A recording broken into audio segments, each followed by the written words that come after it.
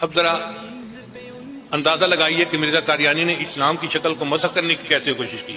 مرزا قادیانی لکھتا ہے اسلام کے دو حصے ہیں، ایک اللہ تعالیٰ کی اطاعت کرنا اور دوسرا حکومت برطانیہ کی اطاعت کرنا۔ اسلام تو ہے اللہ کی اطاعت کرنا اور اللہ کے محبوب کی اطاعت کرنا۔ اب آپ بتائیں یہ جھوٹا نبی تھا نا، کافر تھا نا؟ پھر مرزا نے قرآن مجید کی عظمت پہ بھی دھبا لگایا، لکھتا ہے قرآن شریف اللہ کی کتاب ہے اور میرے منہ کی باتیں ہیں، یعنی میرے منہ سے نکلی ہوئی یہ باتیں ہیں۔ اب آپ بتائیں آپ کا دل کیا کہتا ہے، یہ جھوٹا نبی تھا یا نہیں تھا؟ تو اونچا کہیں کہ مرزا کافر، مرزا جھوٹا، مرزا پہ لعنت، مرزا پہ لعنت، مرزا پہ لعنت۔ اب اگلی بات سنیے، جو کچھ میں اللہ کی وحی سے سنتا ہوں خدا کی قسم اسے ہر قسم کی خطا سے پاک سمجھتا ہوں، قرآن کی طرح میری وحی خطاؤں سے پاک ہے، یہ میرا ایمان ہے۔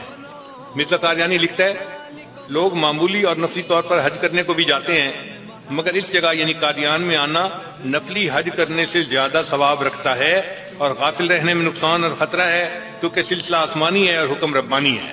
میں اب آپ کو مرزا قادیانی کے کچھ دعوے سناتا ہوں۔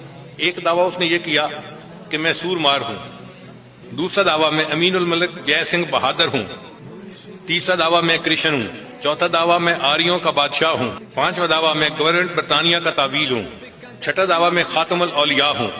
مرزے پہ لعنت، مرزے پہ لعنت، مرزے پہ لعنت، مرزے پہ لعنت۔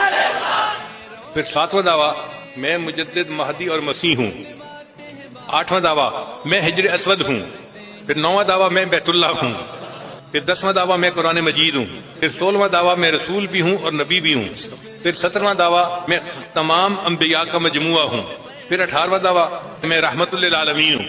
اب آپ بتائیں رحمت للعالمین کون تھے؟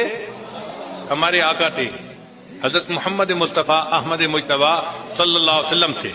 آپ کو ہنسی آئے گی کہ یہ کیسا بے عقل انسان تھا، یہ تو سلیم العقل بھی نہیں تھا، ایک عام آدمی بھی نہیں تھا، یعنی ایسے دعوے کر رہا ہے کہ انسان سن کے ہی حیران ہو جائے۔ لکھتا ہے کہ میں عرش خدا ہوں۔ پھر 20واں دعویٰ سنیے، لکھتا ہے کہ میں خدا کی بیوی ہوں۔